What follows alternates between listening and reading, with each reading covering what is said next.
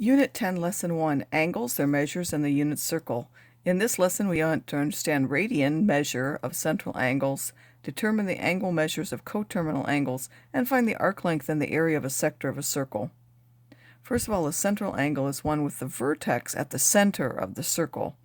Many applications measure such angles using degrees, but trigonometric functions often use a measure called radians. A central angle of a circle has a measure of 1 radian if we take any circle and we find its radial length r, and we went the same length along here, like if we took a string and measured the radius, and then we went that far along the outside of the circle, this angle would be open 1 radian. This is true no matter what kind of circle you have, it will still be open the same amount. A straight angle has a measure of pi radians, and 1 radian is about pi over 3, but not quite. So to convert degrees to radians or radians to degrees, to go from radians to degrees, you multiply by 180 over pi, and to go from degrees to radians, you're going to multiply by pi over 180. When we're changing degrees to radians, we're going to first ignore the pi and take the number that we have and divide by 180. If we get a nice fraction, we'll write that fraction times pi. But if we don't get a nice fraction, we'll then end up multiplying by pi and get a number, which is just a decimal number in radians.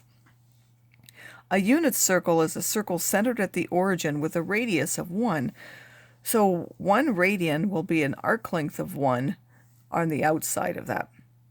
So if I want to convert a degree measure to radians or radians to degrees, to go from degrees to radians, I'm going to multiply by pi over 180.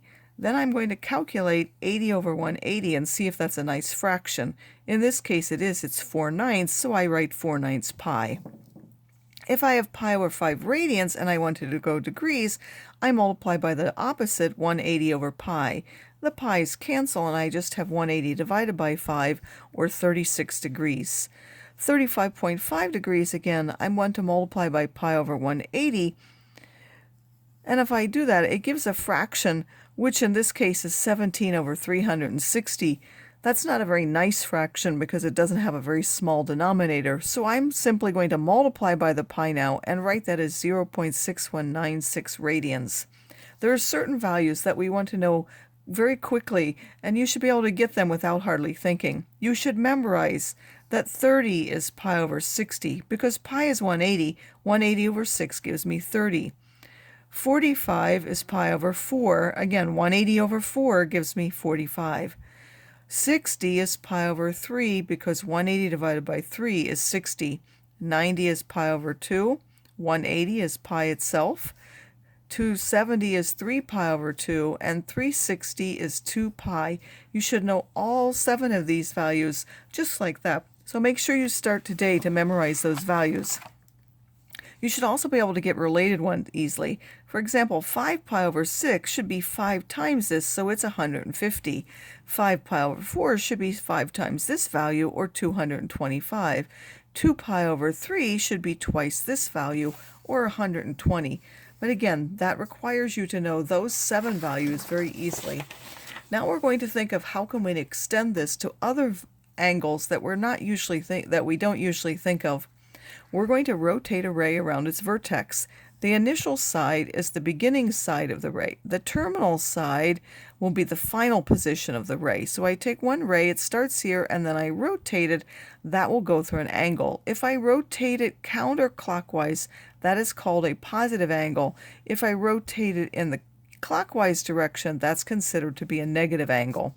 Standard position is when I take the initial side and put it on the x-axis, on the positive x-axis. So generally, we're going to start with our initial side on the x-axis and rotate this way. All trigonometric functions are set up assuming that that's how we've arranged our angle. So if we have coterminal angles, they're the ones with the same initial and terminal side, but they have different measures because we can go around more times or in the opposite direction. For example, if I go this way, that's 120, but if I go this way, that's minus 240, but they both have the same initial and terminal sides. All coterminal angles are either theta plus or minus 360 over n. This is if I'm measuring in degrees. And if I'm measuring in radians, it's plus or minus 2 pi over n, because of course 2 pi is the radian equivalent of 360. 360 is once around and 2 pi is once around. 180 is half the way around, pi is half the way around. So if I take 120 and I add any number of 360s, it will bring me back to the same point. Or if I were to take and subtract any number of 360s, it will also take me to the same point.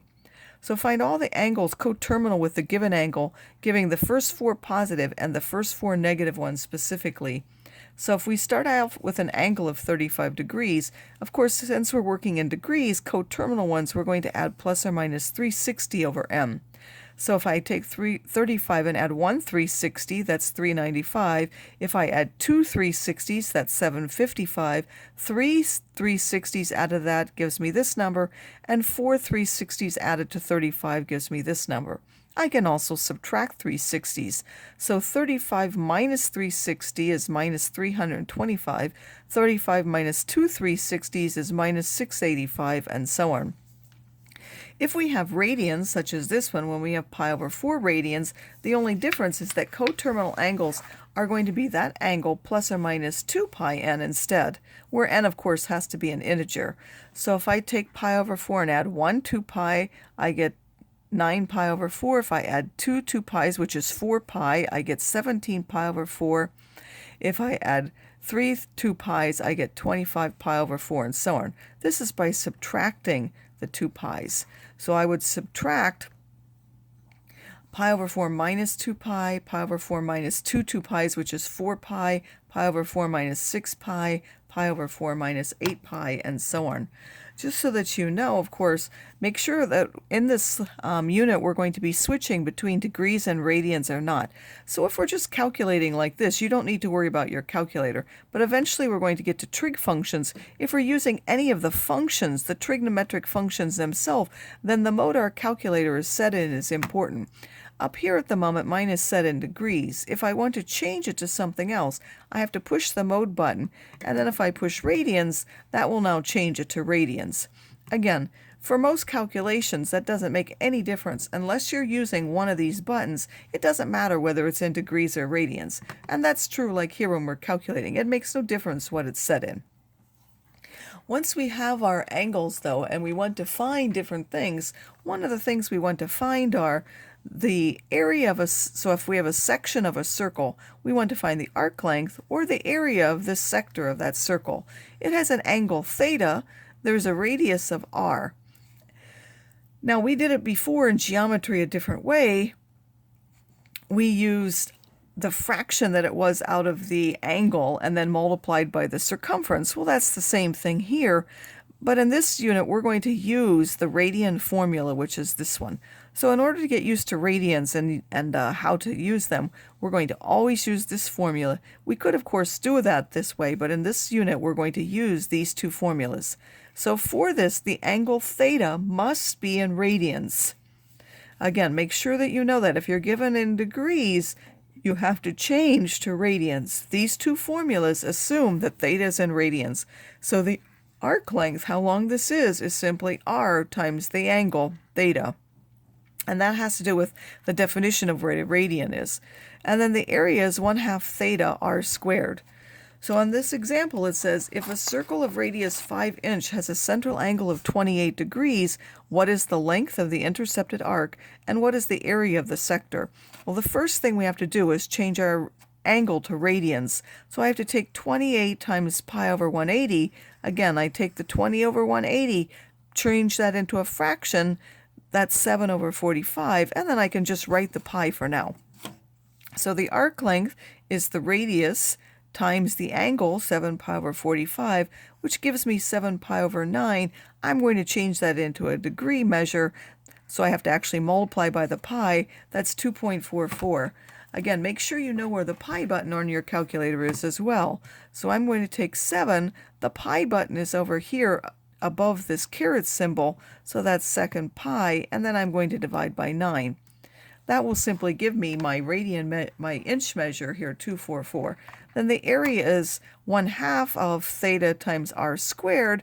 And again, I first gave my answer using pi, meaning I ignore the pi in the calculation first. The same up here. I ignore the pi, I calculate everything else, and then I just write the pi at the end. But then when I get my decimal answer, I would take 35 times pi using the pi button, and then divide by 18.